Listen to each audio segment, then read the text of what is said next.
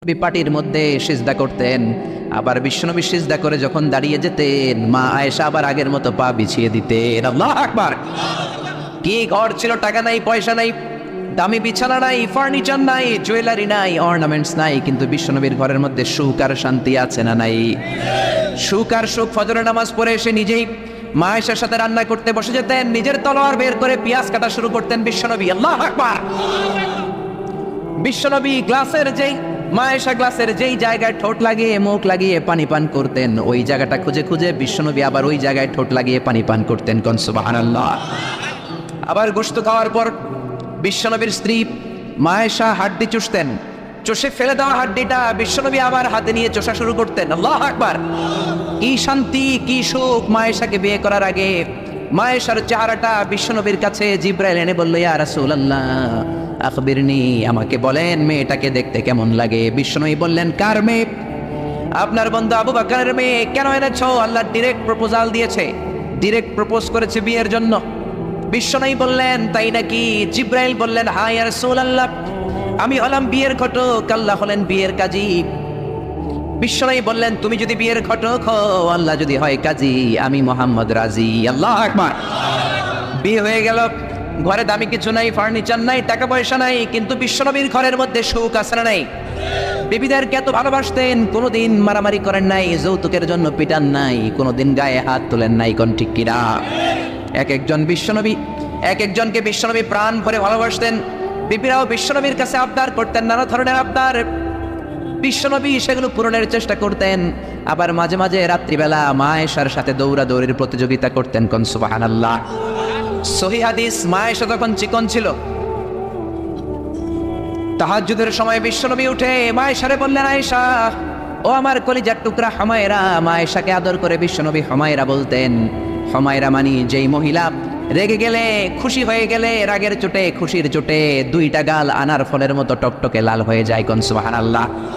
মা আয়েশা রেগে গেলে গালগুলো লাল হয়ে যেত, গাল দুইটা টকটকে লাল আকার ধারণ করতো। বিশ্বনবী তাকে হুমায়রা বলতেন, হুমায়রা, মদিনাতে কেউ জেগে নাই, চলো না আমরা দৌড় দৌড় খেলি। মা আয়েশা মহা খুশি, কারণ সব বিবিরাই চায় স্বামীরা একটু রোমান্টিক হোক। কোন ঠিক কিনা? সব বিবিরাই চাক স্বামী আমার দিকে স্পেশাল নজর দেখ।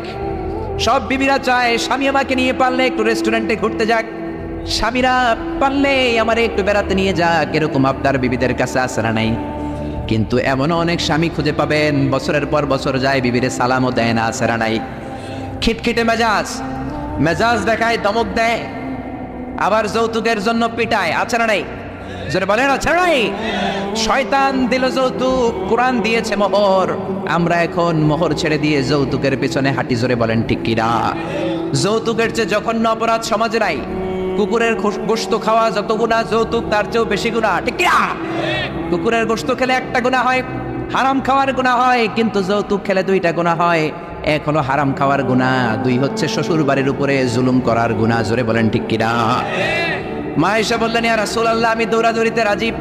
বিশ্বনবী বললেন, লেটস স্টার্ট দ্য কম্পিটিশন, চলো কম্পিটিশন শুরু করে। ওই যে মদিনার মসজিদের পাশে বড় একটা পিলার দেখা যায়, ওই পিলারের মধ্যে কে যে আগে ধরতে পারে রে আয়েশা, চলো আমরা দৌড় দেই। বিশ্বনবী বললেন, ওয়াহিদ ইসনাইনি তালাতা, 1 2 3 লেটস গো, চলো দেই দৌড়। বিশ্বনবী অপেক্ষাকৃত মোটা ছিলেন, মা আয়েশা চিকন ছিলেন। মা আয়েশা দৌড় দিলেন, বিশ্বনবীকে পেছনে ফেলে ওই পিলার ধরে মা আয়েশা ফার্স্ট হয়ে গেলেন। কোন সুবহানাল্লাহ। মা আয়েশা মহা খুশি, খিলখিলিয়ে হাসছেন। বিশ্বনবী মুচকি হাসতেন। আমার নবী কখনো খিলখিলিয়ে হাসেন নাই, আমার নবী সব সময় মুচকি হাসতেন। মুচকি হাসলে বিশ্বনবীর ঠোঁটও দেখা যেত, হালকা একটু দাঁতও দেখা যেত পরে। আল্লাহু আকবার। সব সময় তিনি তাবাসসুম পছন্দ করতেন। বিশ্বনবী বললেন, ঠিক আছে, আনতিল ফাইজা, তুমি বিজয়ী হয়েছ। তার ঠিক 6 বছরের পরের ঘটনা। এই 6 বছরের ব্যবধানে মা আয়েশার আগের মতো চিকন নাই, মা আয়েশারে মোটা বানিয়ে দিয়েছে কে? আবার 6 বছর পরে বিশ্বনবী তাহাজ্জুদের সময় উঠলেন, মা আয়েশারে ডেকে বললেন, আয়েশা, মদিনার কোন লোক জেগে নাই, সবাই ঘুমিয়ে আছে, চলো আজকে রাতেও দৌড় দৌড় খেলি। মা আয়েশা বললেন, আমি রাজি, চলেন শুরু করে দেই। বিশ্বনবী আবার ওই জায়গায় যেয়ে দাঁড়ালেন, বললেন, ওই যে মসজিদে নববীর পিলার দেখা যায়, কে কার আগে পিলার ধরতে পারে? রেডি, আমরা শুরু করে দেই। 1 2 3 স্টার্ট, গো। বিশ্বনবীও দৌড়, মা আয়েশাও দৌড়, জনমের দৌড়, আইজও দৌড়, কাইলও দৌড়। কে কারে হারাতে পারে? বিশ্বনবী আগের মতোই আছেন, কিন্তু মা আয়েশারে মোটা বানিয়ে দিয়েছে কে? এবার আর বিশ্বনবী চান্স দেন নাই মা আয়েশারে। বিশ্বনবী ওই দিন আসলে ইচ্ছা করে হারেন নাই, মা আয়েশারে জিতানোর জন্য দেরিতে গিয়েছেন। কোন ঠিক কিনা? আমার নবী যদি শক্তি দিয়ে দৌড়ায়, নবীর সাথে কেউ দৌড়ে জিততে পারে না। জোরে বলেন ঠিক কিনা? মদিনাতে বিশ্বনবী যখন ঘোড়া হাঁকাতেন, সাহাবীরা বলতেন 1 মিনিটের মধ্যে, আধা মিনিটের মধ্যে বিশ্বনবীর ঘোড়া যে কত সামনে চলে যেত। সামনে আমরা ধোঁয়ার বালি দেখতাম, বিশ্বনবীর খুঁজে পাওয়া যেত না। আল্লাহু আকবার। আবার তিনি যখন ওঠ হাঁকাতেন, পাগলের মতো বাতাসকে পেছনে ফেলে ওঠগুলো দৌড়াতো। আতবা আর কসওয়া, এই দুইটা উট নবী ব্যবহার করতেন। নবী কি ব্যবহার করতেন এগুলো জানেই না। সালমান খান কোন ব্র্যান্ডের টিস্যু দিয়া টয়লেটে যায় এটাও জানে। কোন নায়ক কি করে, সাকিব আল হাসান কোন ড্রিঙ্কস খায় এরকম মাসেল বানাইছে, সবার মুখস্থ আছে না নাই? এরপরে মাশরাফি কেমনে পেস বল করে, ওই প্র্যাকটিস আছে না নাই? কে কেমন কি করে সব মুখস্থ, কিন্তু নবীরা কেমন চলতেন, নবীদের সুনান কি ছিল এটা আমাদের জানা নাই। জোরে বলেন ঠিক কিনা? বিশ্বনবী যদি দৌড়ের মতো দৌড় দেয় কেউ পারে না, এমন সত্যি আল্লাহ বিশ্বনবীর মাসলের মধ্যে দিয়েছেন। কাউরে একবার ধরলে খবর আছে না নাই? মক্কার সবচেয়ে বড় কুস্তিগিরের নাম হলো রুকানা। রুকানার সাথে কুস্তিতে কেউ পারে না। সাহাবীরা বললেন, ইয়া রাসূলুল্লাহ, ইয়া হাবিবাল্লাহ, কোনদিন আপনি রুকানার কাছে যাবেন না, কেননা রুকানা হলো সব চাইতে বড় কুস্তিগির। রুকানা কুস্তি দিলে আপনি পারবেন না। কিন্তু বিশ্বনবীর দাওয়াত তো কোনো গুটি কয়েক মানুষের জন্য নয়, সবার জন্য। ঠিক কি না? সবার জন্য দাওয়াত দিতে হবে। বিশ্বনবী ফজরের নামাজের পরে সাহাবাদের চোখকে ফাঁকি দিয়ে রুকানার কাছে চলে গেল। রুকানার কাছে যেয়ে বলল, ইয়া রুকানা আসলিম তাসলাম, ইসলাম ধর্ম গ্রহণ করো, শান্তি দিবে কে? রুকানা বলে, ধর্ম গ্রহণ করবো না, একটা শর্তে করতে পারি, কুস্তিতে মুসারাআতে যদি আমাকে হারাতে পারো, আমাকে যদি কুস্তি খেলে হারিয়ে দিতে পারো, তাহলে আমি কালিমা পড়ে নেব। বিশ্বনবী বললেন, আমি তো কুস্তি লাগি না, আমি কাউরে মারি না, তবে জাহান্নামের মাইর থেকে বাঁচানোর জন্য আমি এসেছি। বলেন ঠিক কিনা? রুকানা বলে, না না, আমি রাজি হব না, আমাকে হারিয়ে দিতে পারলে তবেই আমি কালিমা পড়তে রাজি। বিশ্বনবী দয়ার নবী, মায়ার নবী, একটা লোক যদি জাহান্নামের আগুন থেকে বাঁচে, এইটা বিশ্বনবী বেশি বেশি চাইতেন। বিশ্বনবী রাজি হয়ে গেলেন। এবার কুস্তি লাগার পালা। রুকানা একটা হাফ প্যান্ট পরে পজিশন নিচ্ছে। রেসলিং খেলা দেখেন নাই? ডোনাল্ড ট্রাম্পের ট্রাম্প টাওয়ারের ভিতরে এটি খেলে, গায়ের মধ্যে তেল মেখে কুস্তিতে পজিশন নিচ্ছে। বিশ্বনবী পজিশন নেয় না, রুকানা লাফায়, আমার নবী লাফায় না। বিশ্বনবী রুকানারে ডেকে বলল, রুকানা লাফাও কেন? রুকানা বলে, এই খেলা খেলতে হলে সবার লাফাতে হয়, তুমি লাফাও না কেন? মোহাম্মদ তুমিও লাফাও। বিশ্বনবী বললেন, আমি লাফালাফি পছন্দ করি না। আমার নবী সেলাইবিহীন লুঙ্গি ব্যবহার করতেন। সেলাই ছাড়া লুঙ্গি পরে যদি কেউ লাফালাফি করে, বাতাসে সতর খুলে যাওয়ার সম্ভাবনা আছে না নাই? বিশ্বনবী লাফালাফি করেন না, দাঁড়িয়ে আছেন। রুকানা বলে, মোহাম্মদ তুমি আগে বক্সিং মারো। বিশ্বনবী বললেন, আমি কাউরে মারি না, কারণ আমারটা খাইয়া হজম করার যোগ্যতা কারো নাই। ঠিক কি না? বিশ্বনবী বললেন, আমি মারবো না, তুমি মারো। রুকানা বলে, তুমি মারো। রুকানারাও রাজি করাতে পারেন না। বিশ্বনবী বক্সিং মারেন নাই। বিশ্বনবীর মুবারক ডান হাতটা নিয়ে রুকানার বাম কাঁধের মধ্যে টাচ করে বিশ্বনবী বললেন, ও রুকানা, এত লাফাও কেন, এত লাফাও কেন? বিশ্বনবী ডান হাত দিয়ে কাঁধের মধ্যে ধরতে দেরি, মুহূর্তের মধ্যে রুকানা বেহুশ হয়ে যায়। আল্লাহু আকবার। সবাই রুকানার মাথার মধ্যে পানি ঢালে হুশ করে বলে, রুকানা তুই তো বড় শিয়ানা। ওরে রুকানা তুই তো বড়, তোর শিয়ানাগিরি গেল কই? আব্দুল্লাহর বেটা মোহাম্মদ তোরে খুশি দেয় নাই, কিক মারে নাই, বক্সিং মারে নাই, শুধু একটু ধরেছে, বেহুশ হলি কেন? রুকানা বলে, আরে তোরা তো জানিস না, তোরা কিছু দেখিস নাই, তোরা দেখেছিস মোহাম্মদ হাত দিয়ে আমার গায়ের মধ্যে ধরেছে। আসলে ওইটা হাত ছিল না, আমার মনে হয় গোটা উহুদ পাহাড়টা এসে আমার কাঁধের উপরে চেপে বসেছে। জোরে কোন সুবহানাল্লাহ। বিশ্বনবী রুকানাকে বললেন, রুকানা তুমি তো হেরে গেলে, এবার কালিমা পড়ো। কয়, না না, আমি রেডি আসছিলাম না, তুমি আগে ধরছো। মুনাফিকেরা মিথ্যা বলে। জোরে বলেন ঠিক কিনা? কাফিরেরা মিথ্যাবাদী হয়। বিশ্বনবী বললেন, ঠিক আছে তাহলে আবার লাগবো। রুকানা বলল, তুমি মারো। বিশ্বনবী বললেন, প্রথমটা আমি মেরেছি, এইবার তুমি মারো। রুকানা বলে, আমি মারবো না, তুমি মারো। বিশ্বনবী আবার রুকানাকে ধরলেন। মুহূর্তের মধ্যে রুকানা আবার বেহুশ হয়ে যায়। সুবহানাল্লাহ কইতে বললেন না? হুশ ফিরানো হলো। আবার সবাই মাথায় পানি দেয়, আর জেগে ওঠার পরে বলে, রুকানা তুই তো বড় শিয়ানাগিরি গেল কই? রুকানা বলে, আবার ওই যে উহুদ পাহাড় আমার কাঁধের উপরে চেপে বসেছে, তোমরা তো খালি চোখে দেখো নাই। বিশ্বনবী বললেন, এবার কালিমা পড়ো। রুকানা বলে, না না, আমার পেটে ক্ষুধা ছিল, আমার গায়ে শক্তি কম ছিল, আমি প্রস্তুত ছিলাম না, পেট ভরে খাবো, খেয়ে দে তোমার সাথে আবার লাগুম। দাইন দাইন তিন দাইন, দাইন দাইন কয় দাইন? খেলা এরকম বলে না অনেকে, দাইন দাইন তিন দাইন আবার লাগবো, আবার খেলা হবে। আবার বিশ্বনবী ধরলেন, আবার বেহুশ। বিশ্বনবীকে তোর আর কত বেহুশ করুন? এজন্য আমার নবীর গায়ে শক্তি আছে না নেই? মা আয়েশার সাথে যদি বিশ্বনবী প্রথমবার জোরসে দৌড় দিতেন, কোনোদিন মা আয়েশা পারতো না। মা আয়েশারে জিতিয়ে দেওয়ার জন্য ইচ্ছা করে আস্তে দৌড়েছেন। এবার দ্বিতীয়বার যখন দৌড়ের পালা, মনে আছে তো না ভুলে গেছেন? বিশ্বনবী বললেন 1 2 3 দৌড় দাও। মা আয়েশাও দিলেন দৌড়, বিশ্বনবীও দিলেন দৌড়। এবার মা আয়েশাকে আর চান্স না দিয়ে বিশ্বনবী দৌড়ে যেয়ে পিলার ধরলেন। এবার আর মা আয়েশার মুখে হাসি নাই, এবার রেগে আছে, একেবারে গড়গড় করছে, রেগে জিততে পারে নাই। হেরে গেলে মেয়েদের একটা আলাদা রাগ আছে না নাই? বিশ্বনবী আয়েশার কাছে গেলেন, ডেকে বললেন, হুমায়রা হাদিহি সাবাকাতু বিতিলকা, হাদিহি সাবাকাতু বিতিলকা, ওই যে 7 বছর আগে তুমি আমারে দৌড়ে হারিয়ে দিয়েছিলা, আজকের এই রাতের দৌড়ের প্রতিযোগিতায় তোমারে হারিয়ে ওইটার প্রতিশোধ নিয়ে নিলাম। কোন সুবহানাল্লাহ। মাঝে মাঝে এরকম বউয়ের সাথে প্রতিশোধ খেললে ভালোবাসা বাড়ায় দেয় কে? এজন্য সুযোগ পেলে দৌড়াদৌড়ি খেলবেন। রাজি আছেন তো? নাকি লাড়ি লইয়া হেতেরে দৌড়ায় যান আর হেতিও বাসাল্লাই দেয় দৌড়? ওই দৌড়াদৌড়ি না, আমি ভালোবাসার দৌড়াদৌড়ি। বিবি আপনার জন্য সাজে, বিবি আপনার জন্য পার্লারে যায়, বিবি আপনার জন্য লিপস্টিক দেয়। একদিনও বিবিরে বললেন না তুমি সুন্দরী?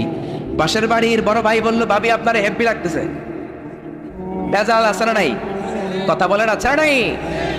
আপনার বিবি আপনার জন্য গহনা পরে, আপনার জন্য জুয়েলারি পরে, আপনার জন্য সুন্দর শাড়ি পরে, খোপায় ফুল দেয়, আপনার কাছ থেকে প্রশংসা চায়। একদিনও নজর করে বললেন না তুমি সুন্দরী, তুমি অপ্সরী, অনন্যা, সুস্নিগ্ধা, সুহাসিনী, সুকেশিনী, সুভাষিনী, অসূর্যম বর্ষা, কাজল কালো কেশ, মেঘ কালো কেশ, ডাগর ডাগর হরিণের মতো তোমার দুটি চোখ, এক ছিল বললেন না। কিন্তু আপনার ছোট ভাই একদিন বলে ফেললো, ভাবি তোমারে যা লাগতেছে না। ভেজাল বেশি না কম? এজন্য খবরদার, বিবির প্রশংসা করেন, বিবির প্রশংসা করেন। মহিলারা প্রশংসা শুনতে বেশি ভালোবাসে। মহিলাদের সাথে যদি ঝগড়া করেন, ঝগড়া আরো বেড়ে যাবে। মহিলাদেরকে যদি প্রতিদিন কয়েকবার করে বলেন I love you, I am sorry, খুশি হয়ে যাবে। কোন ঠিক কিনা? বিয়ে করার আগে প্র্যাকটিস করবেন আই লাভ ইউ, আর প্র্যাকটিস করবেন I am really sorry. Sorry কইতে না পারলে খবর আছে। আপনি দোষ করলেও সরি, উনি দোষ করলেও আপনি সরি। বারবার সরি আপনাকেই বলতে হবে, তাহলে ফ্যামিলিটারে জান্নাতি ফ্যামিলি বানিয়ে দেবে কে? আর যদি মেজাজ দেখান, আর যদি ঝগড়া করেন, ওই ঝগড়াগুলো ছেলে মেয়েরা শিখবে, ঘরটারে জাহান্নামের ফ্যামিলি বানিয়ে দিবে কে? এজন্য নিয়ত করেন, মহিলাদের কাজের প্রশংসা করবেন, মহিলাদেরকে ভালোবাসবেন। বিশ্বনবী বলেন, হুব্বিবা ইলাইয়া মিন দুনিয়াকুম সালাস, এই দুনিয়ার 3টা জিনিস আমাকে আল্লাহ পছন্দনীয় করে দিয়েছে। 1 নম্বরে আত্তিব, আমি পারফিউম বা আতর ইউজ করতে পছন্দ করি। 2 নম্বরে হলো আন-নিসা, মহিলাদেরকে পছন্দ করি। 3 নম্বরে কুররাতু আইনি ফিস সালাহ, নামাজের মধ্যে যখন দাঁড়িয়ে থাকি সেটাও পছন্দ করি। আল্লাহু আকবার। আমার নবী পারফিউম দিতেন বেশি বেশি, আমরা দেই এইখানে, নবী দিতেন এইখানে। কারণ বিশ্বনবী আতর ব্যবহার করার পরে সারাদিন যত মানুষের সাথে মুসাফা করতেন, বিশ্বনবীর ব্যবহার করা আতরের ঘ্রাণ সব মানুষের হাতে হাতে চলে যেত। সুবহানাল্লাহ। আবার বিশ্বনবী মহিলাদেরকে ভালোবাসতেন, আবার বলতেন, আল্লাহ আমার কোনো ছেলে সন্তান বাঁচিয়ে রাখে নাই, শুধু মেয়েগুলোরে বাঁচিয়ে রেখেছে। আবার ফাতেমার ব্যাপারে বলতেন, ফাতিমা তু বিদউম মিন্নি, ফাতেমা আমার কলিজার টুকরা, যে ফাতেমারে কষ্ট দেয় সেজন্য আমারে কষ্ট দেয়, সেজন্য যে ব্যক্তি ফাতেমার মুখের মধ্যে হাসি ফুটিয়ে দেয় সেজন্য আমি বিশ্বনবীর মুখের মধ্যে হাসি ফুটিয়ে দেয়। আল্লাহু আকবার। এই জন্য নারীদের প্রশংসা করতে রাজি আছেন তো? স্ত্রীর সাথে ভালো সম্পর্ক রাখতে রাজি আছেন তো? এক ওয়াজে একজন মোটিভেটেড হয়েছে আলোচনা শুনে যে না, বিবির প্রশংসা করতে হবে, আজীবন তো খারাপ আচরণ করলাম, আজকে যে একটু প্রশংসা করে দেখি। বাড়িতে চলে গেছে, বিবির প্রশংসা করবে। বিবি খাবার দিয়েছে, খেতে বসেছে, স্বামী খায় আর বিবি বসে বসে দেখছে, স্বামী মিটমিট করে হাসে। বিবি বলে, ওয়াজ থেকে আসছো, এবার খাবার খাচ্ছ, ভালো কথা, মিটমিট করে হাসো কেন? বিবি বলে, মিটমিট করে হাসো কেন সেটা বলো। স্বামী কয়, মিটমিট করে হাসি হচ্ছে, এর কারণ হচ্ছে আজকে যে খাবারটা খাচ্ছি, রান্নাটা এত মজা হয়েছে না, এত মজার রান্না আমার জীবনে খাই নাই। রান্না মজা হয়েছে শুই না, বিবি তেলে বেগুনে জ্বলে উঠছে, কি রান্না মজা হয়েছে? 10 বছর ধরে রান্না করে খাওয়ায়, একদিনও রান্নার প্রশংসা করল না। আজকে পাশের ঘরের ভাবি একটু গরুর গোশতের তরকারি পাঠাইছিল, ওইটা দিয়েই ডিনার দিছিলাম, রাতের খাবার দিছি, রান্না বান্নার করি নাই। ওই রান্না তোমার এত ভালো লাগছে, খাও জনমের খাওয়া, আর রান্না করবো না তোমার জন্য। এজন্য প্রশংসা করবেন, খুব ভালো কথা, কিন্তু জেনে বুঝে প্রশংসার দরকার আছে না নাই? বিবির সাথে যদি ভালোভাবে প্রশংসা করেন, ভালো আচরণ করেন, ফ্যামিলিটারে সুন্দর বানিয়ে দিবে কে? বিবির চেহারার দিকে রহমতের নজর দিয়ে তাকালে চোখের সগীরা গুনাহগুলো মাফ করে দেয় কে? আবার বিবির হাতের সাথে যখন আপনার হাতটা আপনি মিলান, 2 হাতের সগীরা গুনাহ মাফ করে দেয় কে? এজন্য সম্পদ দেখলেই মনে করবেন না মহা সুখে আছে, দুঃখেও থাকতে পারে। বিশ্বনবীর ঘরে সম্পদ ছিল না, কিন্তু সুখ আছে না নাই? বলছিলাম, ডোনাল্ড ট্রাম্প পৃথিবীর অনেক বড় ধনী, ধনী হলেই যে সুখ এমনটা নাও হতে পারে, কোন ঠিক কিনা? টাইমস ম্যাগাজিনের রিপোর্ট অনুযায়ী ডোনাল্ড ট্রাম্পের সম্পদের পরিমাণ হচ্ছে 3.4 বিলিয়ন ইউএস ডলার। সে হচ্ছে মাল্টি বিলিয়নিয়ার, 324 নাম্বার ধনী পৃথিবীর। এত সম্পদ আল্লাহ তারে দিয়েছে। রিয়েল এস্টেটের বিজনেস দিয়ে সে এত বড় ধনী হয়েছে। ডলার দিয়ে সে সব ভোট কিনে নিয়েছে, জোরে বলেন ঠিক কিনা? হাজার হাজার কোটি টাকার মালিক। Trump tower, Trump Taj Mahal, Trump hotel, অভাব নাই। ট্রাম্প হোটেল একটা তার আছে প্রায় 50-60 তলা। ওই হোটেলের যতগুলা জানলা আছে সবগুলা জানালা 24 ক্যারেটের গোল্ড দিয়ে বানানো, জোরে কোন নাউযুবিল্লাহ। এরকম সম্পদের পাহাড় করেছে। কিন্তু সম্পদের পাহাড় করলেই তোমার সব কথার সাথে আমরা একমত নই। নির্বাচনে জেতার আগে সে ঘোষণা দিয়েছিল মুসলিম ইমিগ্রেন্টদেরকে সে দেশ থেকে বের করে দিবে, জোরে কোন ঠিক কিনা? নিজের ইতিহাসকে সে ভুলে গিয়েছে, মুসলমানদেরকে খেদায় দিতে চায়। ডোনাল্ড ট্রাম্পের বাপদাদা কিন্তু আসল আমেরিকা নয়। ওর বাবা এসেছে জার্মানি থেকে, ওর বাবা হচ্ছে জার্মান, মা হচ্ছে স্কটিশ, স্কটল্যান্ড থেকে এসেছে। আপনারা জানেন জার্মানি হচ্ছে ইউনাইটেড স্টেটস অফ আমেরিকা থেকে 8,000 কিলোমিটার দূরে। তোর বাবা এসেছে 8,000 কিলোমিটার দূর থেকে আমেরিকায়, মা এসেছে স্কটল্যান্ড থেকে আমেরিকায়। মুসলমানদেরকে খেদানোর জন্য তোর চুলকানি বাড়ছে, জোরে কোন ঠিক কিনা? এজন্য এসব কথা বলো না। নিজের দেশের জনগণের সেবা শুরু করে দাও। সাইয়েদনা ওমর ফারুকের জীবনী পড়া শুরু করে দাও। বিশ্বনবীর জীবনী পড়ে যদি আমেরিকার 4টা বছর কাটাও, তোমার জীবনটারে সুন্দর করে দিবে কে? আবার মুসলমানদেরকে সন্ত্রাসী উপাধি দেওয়ার জন্য সে সেরা। এক একটা বড় মুনাফিক, এক একটা আমেরিকার প্রেসিডেন্ট। বিল ক্লিন্টন ছিল এক মুনাফিক, তারপরে এসেছে জর্জ ডব্লিউ বুশ, আরেক বড় মুনাফিক। এরপরে গত টার্মে এসেছে বারাক ওবামা। ওর একটা প্রোগ্রামে আমি নিজেও ছিলাম। ও যে কত বড় মুনাফিক কল্পনাও করতে পারবেন না। আর সব মুনাফিকদের হারিয়ে মুনাফিকদের সর্দার আব্দুল্লাহ ইবনে উবাই ইবনে সালুলের চেহারায় এসেছে ডোনাল্ড ট্রাম্প, জোরে বলেন ঠিক কিনা? আমেরিকার প্রেসিডেন্টগুলো এক এক সময় এক একটা আবিষ্কার করে। বিল ক্লিন্টন আবিষ্কার করেছিল তালেবান, জর্জ ডব্লিউ বুশ আবিষ্কার করেছিল আল কায়েদা, বারাক ওবামা আবিষ্কার করেছে আইএস। ডোনাল্ড ট্রাম্প যে কি আবিষ্কার করে আল্লাহই জানে, জোরে কোন ঠিক না? গোটা বিশ্বের সন্ত্রাস তারাই করেছে। জাপানের হিরোশিমা নাগাসাকির মধ্যে পারমাণবিক অস্ত্র বম ব্লাস্ট করে লক্ষ লক্ষ জাপানিজদের মেরেছে। ইরাকে তারা মেরেছে। আবার আফগানিস্তানকে ছিন্ন বিচ্ছিন্ন করেছে। ওই আবু গারিব কারাগারের কথা এখনো আমরা ভুলি নাই, ঠিক না? গুয়ান্তানামো বে কারাগারের কথা, যেখানে নির্মমভাবে মুসলমানদেরকে হত্যা করা হয়েছে, এখনো আমরা ভুলি নাই, কোন ঠিক কিনা? গুয়ান্তানামো বেতে যখন হত্যা করা হয় তখন সন্ত্রাস হয় না, তখন টেরোরিজম হয় না, তখন মানবাধিকার লঙ্ঘন হয় না। সব মানবাধিকার লঙ্ঘন করে মুসলমানেরা, জোরে কোন ঠিক কিনা? এজন্য তোমার জন্য ভালো হবে Donald Trump, read all the biography of the last messenger, read and scan all the biography of the second caliph of Islam, Omar Farooq. ওমর ফারুকের জীবনী পড়ে যদি আমেরিকা চালাও, বিশ্বনবীর জীবনী পড়ে যদি আমেরিকা চালাও, আমেরিকাটাকে ঠিকই আল্লাহ সুপার পাওয়ার রাখবে, জোরে বলেন ঠিক কিনা? তা না হলে এমনও হতে পারে ডোনাল্ড ট্রাম্পের মাধ্যমেই আমেরিকার এই সুপার পাওয়ার ক্ষমতা ধ্বংস হয়ে রাশিয়া বা চীন পরাশক্তি হয়ে পৃথিবীতে আবির্ভাব করতে পারে, জোরে বলেন ঠিক কিনা? বিশ্বনবী পৃথিবীতে এসেছেন পরিবর্তনের জন্য। তিনি কোনো জায়গায় খারাপ কিছু দেখলে পরিবর্তন করে। এক সাহাবাকে জিজ্ঞেস করলেন কিনা মাসমুদ? সে বলে ইসমি হাসান, আমার নাম হলো হাসান। হাসান মানে দুশ্চিন্তা। হাসান মানে? বিশ্বনবী বললেন হাসান কারো নাম হতে পারে? দুশ্চিন্তা এটা একটা নাম হইল? বিশ্বনবী বললেন তোমার নাম আজকে থেকে হাসান নয়, আজকে থেকে তোমার নাম সাহাল। কি নাম? সাহাল মানে সহ। সাহাল মানে? সে বলে না ইয়া রাসূলুল্লাহ, আমার বাচ্চা নাম রাখছে আজাদ, এটা আমি স্যার মনে আছে। বিষ্ণু বললেন না, আসলে যা। তো সে বাড়িতে চলে গেল। যাওয়ার পর থেকে এই যে দুশ্চিন্তা তার আর পিছু ছাড়ে না। তার ব্যবসায় লস, তার চাকরিতে লস, ওর পেটে ব্যথা, ওর মাথায় ব্যথা, ওর জ্বর, ওর মেয়ে কান্দে, ওর বউ দৌড়ায়, ওর কোয়ায় আমি মরুন। কষ্ট আর জ্বালা ছাড়েই না। সবাই বলে ওই যে বিষ্ণুবী তোমার একটা সুন্দর নাম দিয়েছিল, আনো নাই, এর বদ্ধ লাগছে, যাও আবির কাছে মাফ চেয়ে নামটা চেঞ্জ করে আসছে। হাসান ফিরে গেল বিষ্ণুবীর কাছে, যে বলে ইয়া রাসূলুল্লাহ, আমার হাসান নামের দরকার নেই, গোষ্ঠী কিলাই আজাদ। আপনি কি নাম কইছিলেন ওটা কোন? আবার বিষ্ণুবী বলে আমি বলছিলাম আন্তা সাহাল। সাহাল মানে সহজ। সাহাল মানে? বিষ্ণুবীর কাছ থেকে নাম চেঞ্জ করে সাহাল নিয়ে আসলো। সাহাল বলে যেদিন থেকে আমি নাম চেঞ্জ করেছি ওই দিন থেকে আমার জীবনের সব কাজগুলো সহজ করে দিয়েছে কে? ইনমি ছিলেন, খালি চেঞ্জ করে দিতেন। এক নারীকে জিজ্ঞেস করলেন মাসমু কি, হোয়াটস ইউর নেম? সে বলে আমার নাম আসিয়া। আসিয়া মানে অবাধ্য। বিষ্ণু বলেন এটা একটা নাম হইলো, তোমার নাম আজকে থেকে জামিলা। জামিলা মানে সুন্দরী, বিউটিফুল লেডি। জামিলা মানে সুন্দর। সে নাম চেঞ্জ করে জামিলা নিয়ে নেন। সবাই বলল যেদিন থেকে বিষ্ণুনবী তার নাম জামিলা করেছে ওই দিন থেকে মরার আগের দিন পর্যন্ত এই মহিলার সৌন্দর্য কোনোদিন ভাটা পড়ে না।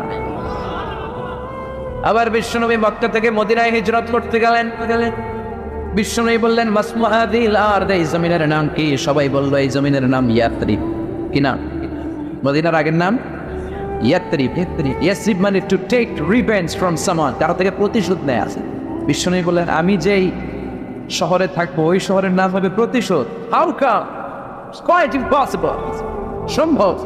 আমি রহমতের নবী, ওমা আরসালনাকা ইল্লা I have sent you as a mercy for the entire universe. ও নবী আমি আপনাকে গোটা বিশ্বের জন্য রহমত করে পাঠিয়েছি। রহমতের নবী যেই শহরে থাকবো ওই শহরের নাম প্রতিশোধের শহর। আজকে থেকে এই শহরের নাম তবা কিংবা তৈবা, পবিত্র শহর। পরবর্তীতে এই শহরের নাম করা হলো মদিনাতুর রাসূল, মদিনাতুন নবী। সুবহানাল্লাহ পড়েন। আবার বিশ্বনবী আরেক এলাকায় সফরে গেলেন, বললেন মাসমুহাদিল আরদ, এই এলাকার নাম কি? সবাই বলে গাদিরা। কি বলে? গাদিরা। গাদিরা মানে আরদুন লা শাজারা ফীহি ওয়ালা নাবাত, এমন শহর যে শহরে কোনো গাছ পালা লতা পাতা ঘাস জন্মায়। বিশ্বনবী বললেন এটা একটা নাম রাখছো তোমরা গাদিরা। এই গাদিরা নামের কারণে তো এলাকায় কোনো গাছপালা নাই, ওই এলাকায় কোনো গাছ হবে। বিশ্বনবী বললেন মিনাল ইয়াউম, আজকে থেকে এই এলাকার নাম গাদিরা নয়, আজকে থেকে এই এলাকার নাম আমি চেঞ্জ করে দিলাম গাদিরা। গাদিরা মানে সবুজ। গাদিরা মানে কি? বিশ্বনবীর নাম চেঞ্জ করে দেওয়ার সাথে সাথে ওই এলাকায় ঘাস লতা পাতায় সবুজ শ্যামল হয়ে গেল। এই জন্য পরিবর্তন লাগবে। We have to make a change. পরিবর্তন লাগবে। এই লোক দেখানো মানসিকতা থেকে আমাদের বেরিয়ে আসতে হবে। মাহফিল কাঁপানো, মাহফিল জমানো, মাহফিল ধরে রাখা, এগুলোর কোনোদিন বলবেন? সব হবে আমাদের একজনের কিছুর জন্য। তিনি কে? চিল্লায় বলে আল্লাকা সিররুন ইনদাল্লাহ বাইনাকা আনতা ওয়া বাইনাল্লাহ, আল্লাকা সাদাকাতুন তাখফা লা ইয়ালামুহা ইল্লাল্লাহ, আল্লাকা সিররুন ইনদাল্লাহ বাইনাকা আনতা ওয়া বাইনাল্লাহ, আল্লাকা সাদাকাতুন তাখফা লা ইয়ালামুহা ইল্লাল্লাহ। সুবহানাল্লাহ। আল্লাকা সিররুন ইনদাল্লাহ, তোমার আর তোমার আল্লাহর মধ্যে এমন কোন গোপন বিষয় আছে নাকি যেটা আল্লাহ ছাড়া কেউ জানে না?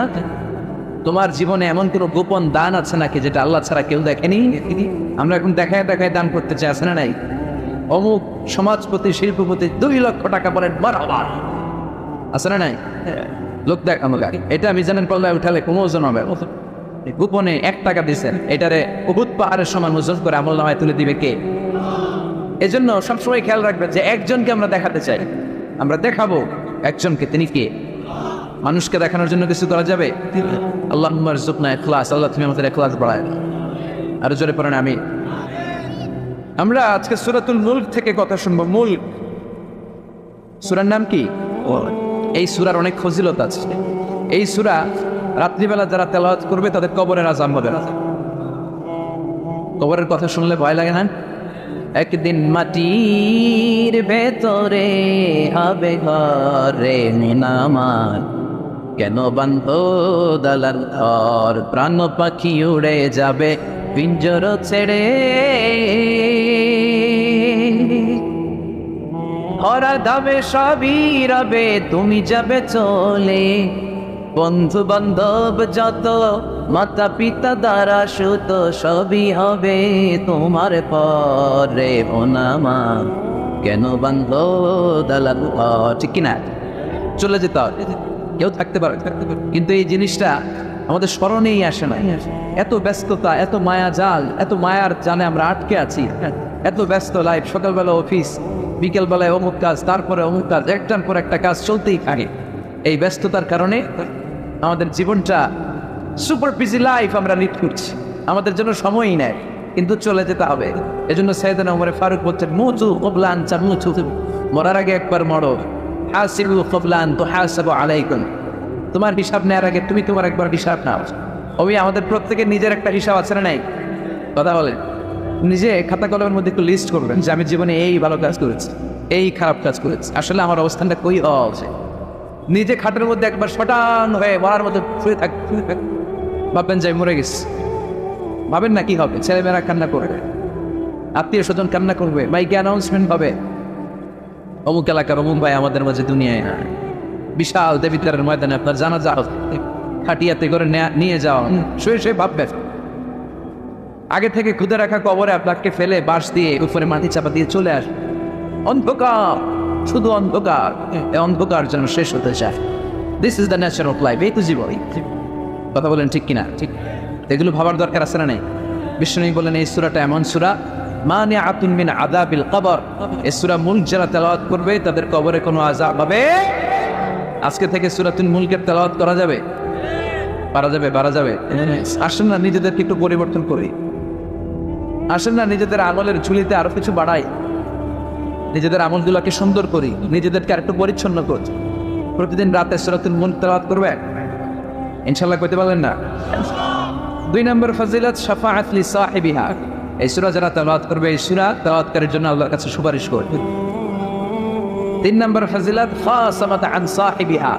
এই সূরাটা কিয়ামতের দিন এই সূরার তেলাওয়াতকারীর পক্ষে আল্লাহর সাথে তর্ক করবে, ডিবেট করবে। কতক্ষণ? হাত্তা আদখালাহুল্লাহুল জান্নাহ, যতক্ষণ আল্লাহ তাআলা এই লোকটাকে জান্নাতি বলে ঘোষণা না দেয়। আল্লাহ যতক্ষণ অ্যানাউন্স করবে he is from paradise, he will enter the paradise, আমার এই বান্দা জান্নাতে ঢুকবে, এই সার্টিফিকেট দেওয়ার আগ পর্যন্ত এই সূরা সামনে দাঁড়ায় আল্লাহর সাথে তর্ক করতেই হয়। আবার বিশ্বনবী বলেন মান ক্বারা বিহা ফি লাইলাতিন ফাকাদ আকসারা ওয়া আতাবা। রাত্রি বেলায় যেই ব্যক্তি এই সূরাটা তেলাওয়াত করবে তার রাত্রিটারে বরকতময় করে দিবে কে? এজন্য বিশ্বনবী বলতেন আমি চাই আমার প্রতিটা উম্মতের হৃদয়ে এই সূরাটা গাথা থাক। আমার নবী চাইতেন আমাদের অন্তরে যেন এই সূরাটা মুখস্থ থাকে। আমরা চাই না? 30 মাত্র আয়াত, কয়াত সবাই বলেন কয়াত। প্রতিদিন এক আয়াত মুখস্থ করলে আমাদের পুরো সূরাটা মুখস্থ করতে লাগবে কয়দিন? 30 দিন। 1 মাসের চেষ্টা এই সূরাটা মুখস্থ করা যাবে না? দেবিদ্বারের ভাইরা করা যাবে? আওয়াজ করে পড়েন ইনশাআল্লাহ। এই সূরার মাহাত্ম্য হচ্ছে এই সূরা আপনার দৃষ্টিভঙ্গিকে চেঞ্জ করবে, আপনার চিন্তার জগতে আন্দোলন তৈরি করবে, আপনার চোখকে খুলে দিবে, আপনার ঘুমন্ত বিবেককে জাগিয়ে দিবে। বিশেষ করে যারা স্রষ্টা নিয়ে সন্দেহে থাকে তাদের জন্য এটার ভিতরে ডোজ আছে, মেডিসিন আছে। ইয়াং ছেলে পেলে অনেকে আমাদের প্রশ্ন করে হুজুর আল্লাহর নিয়ে অনেক প্রশ্ন জাগে, স্রষ্টার অস্তিত্ব নিয়ে, আখেরাত নিয়ে, কবরের জীবন নিয়ে আমাদের প্রশ্নের অভাব নাই, কারণ নাস্তিক্যবাদের ছড়াছড়ি আশেপাশে আছে না? নেই? ইয়াং যারা আছে তোমাদেরকে একটা বই পড়ার সাজেস্ট আজকে আমি করে যাই। বইটার নাম অনেকে জানে, প্যারাডক্সিক্যাল সাজিদ। কিনা? লেখক হচ্ছে আরিফ আজাদ। লেখক কে? আরিফ আজাদ। বইটার নাম প্যারাডক্সিক্যাল সাজিদ। গত 21শে বই মেলা এটা দ্য বেস্ট সেলার হয়েছিল, এজন্য নাস্তিকদের মাথা গরম। কথা বলে এই বছর সে আরেকটা বের করছে প্যারাডক্সিক্যাল সাজিদ 2। এটা গতকাল থেকে বই মেলায় পাওয়া যাচ্ছে, 21শে বই মেলায়। এই প্যারাডক্সিক্যাল সাজিদ 1, প্যারাডক্সিক্যাল সাজিদ 2 প্রতিটা যুবকের সাথে সাথে রাখার দরকার। কিনা? It's an eye opener for you. এই সূরাটা আপনাদের জন্য আই ওপেনার, চোখ খুলে দিবে। একটু চিন্তা করলেই বুঝবেন যে নাস্তিকদের যুক্তিগুলো খুবই হালকা। ওরা স্রষ্টাকে মানতে চায় না, আল্লাহরে মানতে চায় না। এর কারণ ওরা বলে আনসিন ইজ নাথিং, যেটা দেখি না ওইটা মানি না। নাজবিল্লাহ করবেন না? কিন্তু ওরা ওদের জীবনে অনেক কিছু দেখে নাই, ওরা মানে না। কথা কয়। আচ্ছা আপনি আপনার জীবনে সরাসরি চোখ দিয়ে আমেরিকা দেখছেন? কথা কয় না। তা আমেরিকা যা আছে মানেন না? যারা এখনো হজে যান নাই, হজে যারা এখনো যান নাই, কাবাঘর নিজ চোখে সরাসরি দেখছেন? টিভিতে না, টিভিতে তো সবাই দেখছে, সরাসরি কাবাঘর দেখছেন? তো আপনি যে দেখেন না, আপনি সৌদি আরব যে আছে কাবাঘর যে আছে মানেন না? নাস্তিকরা বাতাস খালি চোখে দেখে না, দেখে কিন্তু নাস্তিকরা বাতাস মানে না। Why do you believe on that? বাতাস মানুষ কেন? তোর দাদা তোর বাবা কোনোদিন বাতাস দেখছে? তুই তোর চোখ দিয়ে কোনোদিন বাতাস দেখেছিস? Do you see the air in the atmosphere? উত্তরে বলবেন no. So why do you believe on that? বাতাস বিশ্বাস করো কেন? Do you see the migraine pain when someone feel in his head? কেউ যখন মাথা ব্যথা অনুভব করে বলে যে আমার মাথাটায় প্রচন্ড ব্যথা, ওর যে মাথা ব্যথা দেখা যায়। কথা বলেন, ভাইজানের মাথা ব্যথা প্রচন্ড দেখা যাচ্ছে? মাথা ব্যথা থাকলেও মাথার অবস্থা যা, না থাকলেও দেখা যায়। So why do you believe on that? মাথা ব্যথা দেখা যায় না তো বিশ্বাস করো? এগুলো কপাল পড়া, এগুলো হচ্ছে নাম্বার 1 আদা কপাল। এদের দলিলগুলো একেবারে নড়বড়ে। কুফানগরীতে এক নাস্তিক ছিল, সে বলে বেড়াতো আমি আল্লাহরে দেখি না তাই মানি না। কুফানগরীর লোকজন বলে আমাদের এক ইমাম আছে নাম নু'মান ইবনে সাবিত, ওনার সাথে বসলে তুমি আল্লাহরে দেখতে পাবা। সে বলে তাই, তাহলে তোমাদের ইমামকে ডাকো। সাইয়েদনা ইমাম আবু হানিফা টাইম দিলেন, এই জুমার দিন, আজকে জুমার দিন না, এই জুমার নামাজের পরে ঠিক ভর দুপুরে 2টায় সবাই আমরা একত্রিত হব। নাস্তিকও আসবে, সাইয়েদনা ইমাম আবু হানিফাও আসবে। জুমার সালাতের পরে লোকের বন্যা বয়ে গেল, বান ভাঙা জোয়ার, অনেক মানুষ। নাস্তিক এসেছে, লক্ষ লক্ষ লোক এসেছে, আসে নাই ইমাম আবু হানিফা, আসে না আধা ঘন্টা, 1 ঘন্টা, 2 ঘন্টা পরে আসছে। নাস্তিক বলে এই তোমাদের ইমাম যার কোনো সময়ের জ্ঞানী নেই, এর সাথে কিসের তর্ক? সাইয়েদনা ইমাম আবু হানিফা বলে ইনদি উযর, আমার ওজর আছে। কি ওজর? সাইয়েদনা ইমাম আবু হানিফা বলেন আমি ঘর থেকে বের হয়ে আসার পথে একটা নদী পার হয়ে আসতে হবে। আজকে এসে দেখি নদীর মধ্যে কোনো মানুষ টানুষ নাই, নৌকা নাই, মাঝি নাই, কিচ্ছু নাই। তো হঠাৎ দেখলাম পাশে বিশাল বড় একটা গাছ, এই গাছটা এমনি 2 ভাগ হয়ে গেল। হঠাৎ গাছ থেকে এমনি লম্বা তক্তা হয়ে গেল, এমনি তক্তাগুলো জোড়া লেগে নৌকা হয়ে গেল। আর নৌকা আমার সামনে আসলো, মাঝি ছাড়া, লগি বৈঠা ছাড়া। আমি নৌকায় যেয়ে বসলাম, নৌকাটা আমার নিয়ে টান দিয়ে সাঁ করে ওপার নিয়ে গেল। তো এই যে এই কাজগুলো আর প্রসেসিংগুলো হতে আমার 2 ঘন্টা সময় লেগেছে। নাস্তিক কয় তবে ইমাম গাঞ্জা খাচ্ছে, মাথার তার ছিঁড়া গেছে। তাহলে কোন সুস্থ মানুষ এ কথা বলতে পারে? এমনি নাকি গাছ ভেঙে তক্তা হয়, এমনি নাকি তক্তা লেগে নৌকা হয়, এমনি নাকি মাঝি ছাড়া নৌকা চলে? সাইয়েদনা ইমাম আবু হানিফা বললেন এই তো আপনি লাইনে চলে আসছে, আপনার বোঝানো এখন আমার খুব সহজ হবে।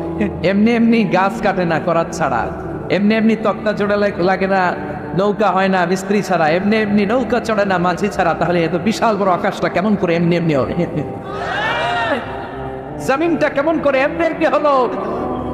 সাগর, মহাসাগর, পাহাড়, মরুভূমি কেমন করে এমনি হলো? এগুলোর একজন স্রষ্টা আছে না নাই? নাস্তিক কয় তাই তো, আসলে তো আমি হাদারাম, আসলে তো আমি উল্লুক্কা পাঠা। এইভাবে তো আমি কখন ভেবে দেখি নাই, এইভাবে তো কোনো চিন্তা করি নাই। ওই বাপ, তুমি আমার ঘুমন্ত বিবেককে জাগিয়ে দিয়েছ, তুমি আমার চোখের সামনের পর্দাটা উঠিয়ে দিয়েছ, তুমি আমার দৃষ্টিভঙ্গিকে পরিবর্তন করে দিয়েছ। ওই ইমাম, তুমি আমার চোখ খুলেছ, তুমি আমাকে হক চিনতে সাহায্য করেছ। আর দেরি করতে চাই না, মনে পড়িয়ে দাও লা ইলাহা ইল্লাল্লাহু মুহাম্মাদুর রাসূলুল্লাহ। কালিমা পড়ে মুসলমান হয়ে গেছে। আল্লাহু আকবার বল। এমনি নাস্তিকদের জন্য এই সূরার ভেতরে আল্লাহ তাআলা অনেক দিক দর্শন রেখেছেন, জীবন দর্শন রেখেছেন। আল্লাহ বুঝাতে চান যে গোলাম, আমারে চেনার জন্য, আমারে দেখার জন্য তোর ডক্টরেট ডিগ্রি লাগবে না, তোর ব্যাচেলর ডিগ্রি, মাস্টার্স ডিগ্রি লাগবে না। তুই আমার সৃষ্টির দিকে একটু নজর করে তাকা, একটু ঠান্ডা মাথায় চিন্তা করে দেখ, একটু সাগরের দিকে তাকা, একটু নদীর দিকে তাকা, একটু পাহাড়ের দিকে তাকা। তাকালেই তুই বুঝবি সামওয়ান ইজ কন্ট্রোলিং এভরিথিং। একজন এমডি আছে, ম্যানেজিং ডাইরেক্টর, মহা ব্যবস্থাপক, যে গোটা বিশ্বের সব ব্যবস্থাপনার আঞ্জাম দিচ্ছেন। চিল্লায় বলেন ঠিক কিনা? আল্লাহ বলে তুই সাগরের দিকে তাকা, পাহাড়ের দিকে তাকা, নদীর দিকে তাকা। সাগরের দিকে তাকালে আমি আল্লাহর খুঁজে পাবি। ঝর্ণার দিকে তাকা, ঝর্ণার মধ্যে আল্লাহর নিদর্শন আছে না নাই? ঝর্ণা ঝর্ণা ঝর্ণা রে, বলনা রে, কার বিরহে পাগল পাড়া তুই, কার মিলনে ফুল ফসলে ভরারে তোর দুকুল বই, কার মিলনে ফুল ফসলে ভরারে তোর দুকুল বই। ঝর্ণা ঝর্ণা ঝর্ণা রে, বলনা রে, কার বিরহে পাগল পাড়া তুই। সুবহানাল্লাহ পড়ে। ঝর্ণা দেখছেন কোন দেশ? অড়ে দেখছেন? সিলেটে মাধবকুণ্ড, জলপ্রপাত। আর কোথায়? সীতাকুণ্ড। আর কোথায়? রাঙ্গামাটি। আর শ্রীবঙ্গ ঝর্ণা আছে না? এই ঝর্ণার দিকে তাকাবেন, ঝর্ণার ঝর শব্দের আওয়াজগুলো বুঝার চেষ্টা করবে, দেখবেন ঝর্ণা আপনাকে বলে দিবে যে আমার স্রষ্টা কে। আল্লাহর সৃষ্টির দিকে তাকালে আল্লাহরে পাওয়ার সুযোগ আছে না নাই? এই তথ্যগুলো, এই উপাত্তগুলো, এই মেসেজ আর ইনফরমেশনগুলো আল্লাহ তাআলা এই সূরার ভিতরে ভরে দিয়েছে। শুনতে রাজি আছেন? আওয়াজ করে বলেন তো সূরার নাম, আরো জোরে সবাই বলেন কি নাম? মুলক। মুলক মানে কি? মুলক মানে রাজত্ব, মুলক মানে ক্ষমতা, মুলক মানে পাওয়ার, মুলক মানে কিংডম, মুলক মানে সভরেনিটি, মুলক মানে অথরিটি। অথরিটি কার? এজন্য রব্বুল আলামিন বলেন তাবারাকাল্লাযী বিয়াদিহিল মুলকু ওয়া হুয়া আলা কুল্লি শাইইন কাদির। সুবহান সেই সত্তা যার হাতে ক্ষমতা আর তিনি সকল কিছুই করতে ক্ষমতাবান, সবকিছুর উপর কর্তৃত্বশীল। চিল্লায় বলেন ঠিক কিনা? তাবারাকাল্লাযী, সুবহান তিনি, বিয়াদিহিল মুলক, যার হাতে ক্ষমতা। ক্ষমতা কার হাতে? নাকি প্রধানমন্ত্রীর হাতে, র্যাবের হাতে, পুলিশের হাতে, আপনার হাতে? আপনারা তো কোন ক্ষমতা সব আঙ্গ আছে। সকল ক্ষমতার উৎস কে? সকল ক্ষমতার উৎস আল্লাহ। কিন্তু আমরা বলে থাকি সকল ক্ষমতার উৎস জনগণ। এটা যুক্তিতে টিকে না। কি ক্ষমতা আছে আমাদের? কি ক্ষমতা আছে? কোনো ক্ষমতা নাই। মানুষকে আল্লাহ তেমন কোনো ক্ষমতাই দেয়নি। যেটা দিছে এটার ক্ষমতা বলা যায় না। চিল্লায় বলেন ঠিক কিনা? আসল ক্ষমতার মালিক হলেন আল্লাহ। আমাদেরকে তো আল্লাহ দুর্বল করে বানিয়েছেন। ওয়া খালাকাল ইনসানা যায়ীফা, আমাদেরকে দুর্বল করে তৈরি করেছে কে? শুধু আমরাই দুর্বল না, আমি দুর্বল, আমার বাপ দুর্বল, আমার দাদা দুর্বল, আমার 14 গোষ্ঠী দুর্বল। আমরা দুর্বলের ঘরের, চিল্লায় বলে দুর্বলের ঘরের, সেই দুর্বলের ঘরের দুর্বল কয় আমরা সব ক্ষমতার উৎস। কি ক্ষমতা আছে আমার? আজকে মাহফিলের প্যান্ডেলের পেছন থেকে বলে, কেউ যদি বলে হুজুর সব, কি বলে? সব তো আমি আমার নানা করে দৌড় তুমি এদিকে দৌড়া, চাচা আপন প্রাণ বাঁচা। সাপ কথাটা তো মজা করে বললাম, এত অনেকে খুঁজতেছে আসলে কি সাপ। আর আসলেই যদি একটা anaconda, C snake, black mamba, king cobra, Python এসে ফস করে যদি প্যান্ডেলের একটা নৃত্য পাওয়া যেত, আরে কথা গো। তো এই হচ্ছে আমাদের ক্ষমতা। সাপ বাদ দেয়। বাবা বেন চিনেন? চিনেন না? না, দেবিদ্যারে তো বাবা বেন নাই। কি করে? খালি 10টা বাবা ব্যাং, 2টা এই স্টেজে আর বাকি 8টা প্যান্ডেলে। যদি ছেড়ে দেওয়া হয় বাবা ব্যাং আর কি লাভ দিবে? এর চেয়ে বড় লাভ দিবেন আপনার? বাবা ব্যাঙের চেয়ে বড় লাভ দিয়ে আমরা দৌড়াইতে শুরু। কত অসহায় অবস্থা, কত দুর্বল। বল্লা পোকা, মৌমাছি আমাদেরকে কামড় দিয়ে উড়াল দেয়। এটা ধরে যে মারবো এটাও পারি না। কুত্তা এমন করে কামড়াইলে আমরা কুত্তারে কামড়াইতে পারি। কি অসহায়।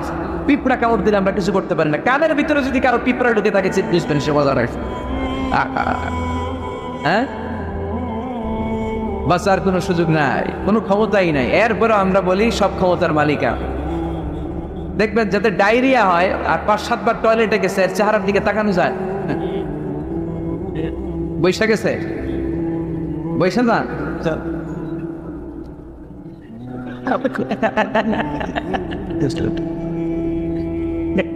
তো এই হইলো আমাদের অবস্থা। 5-6 বার টয়লেটে গেলে আর পরে দইরা দাঁড় করানো যায় না। গাই মরে যাইও, আরে সবাই মাফ করে দেন, আই আর হাইতেন না, আমি পারবো না, আমার মাফ করে দেন। পারবি না কেন? তুই না ক্ষমতার উৎস। কথা কর। আসলে আমাদের কোনো ক্ষমতা নাই, আমরা দুর্বল। আসল ক্ষমতার মালিক একজন। চিল্লায় বলতে হবে তিনি কে? আমরা যে কত দুর্বল। ন্যাচারাল ক্যালামিটি অর ডিজাস্টার যখন হয়, প্রাকৃতিক দুর্যোগ, তখন নিজের অবস্থা খেয়াল করবে। বন্যার সময় মানুষের কি অবস্থা হয়, ঠিক কিনা? ভূমিকম্পের সময় কি অবস্থাটা হয় আমার? রাত 3টার দিকে যদি ভূমিকম্প হয়, তো লুঙ্গি বইরা দৌড়, লুঙ্গি ছাড়াও দৌড়।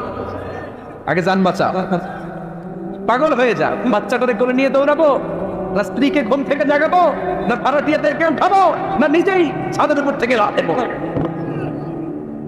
ত্রাস, ভয়, ভূমিকম্প, সবাই দৌড়। দেখবেন ভূমিকম্প হইলে বাড়িওয়ালাও দৌড়, ভাড়াটিয়াও দৌড়। নাকি ভাড়াটিয়ারা দৌড়ায়, বাড়িওয়ালারা দৌড়ায়? কথা কর। ডোনাল্ড ট্রাম্প যে বিল্ডিং এ থাকে, ওইটাতে ভূমিকম্প হইতে ডোনাল্ড ট্রাম্প তো দৌড়াবে না? না, ডোনাল্ড ট্রাম্পও দৌড়াবে। আমি কিছু টেলিভিশনের লাইভ প্রোগ্রাম দেখেছি, এখানে উপস্থাপক আর অতিথিরা ক্যামেরা ট্যামেরা মেকআপ টেকআপ নিয়ে বসছে। একটু পরে শুরু হয়েছে ভূমিকম্প। মাইক থুইয়া দিয়া উপস্থাপক দৌড়।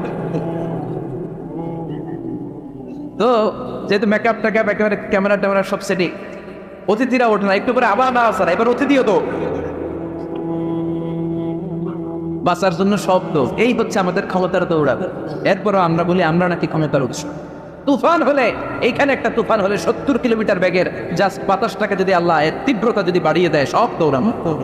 কথা কয়, আল বাহরু জুনদুম মিন জুনুদিল্লাহ, আর রিহু জুনদুম মিন জুনুদিল্লাহ। বাতাস আল্লাহর সৈনিক, আগুন আল্লাহর সৈনিক, তুফান আল্লাহর সৈনিক।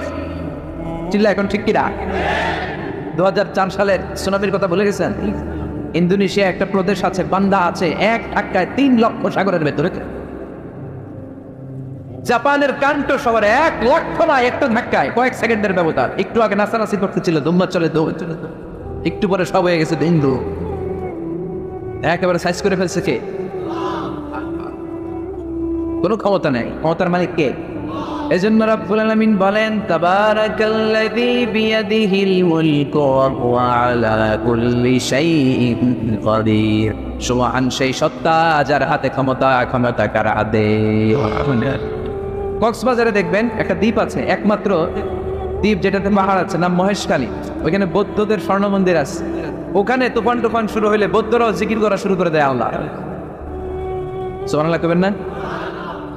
তুফানে পড়লে দেখবেন হিন্দু, বৌদ্ধ, আস্তিক, নাস্তিক সবাই জিকির করে একজনের, চিল্লায় বলেন তিনি কে?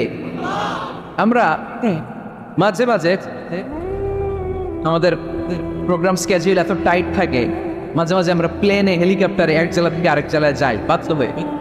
সিলেটের প্রোগ্রাম, কক্সবাজারের প্রোগ্রাম, ওই অমুক জায়গায় প্রোগ্রাম, তো ফ্লাইট ধরা লাগে। তো আমরা আভ্যন্তরীণ ফ্লাইটে চড়ে চড়ে আমরা যাই।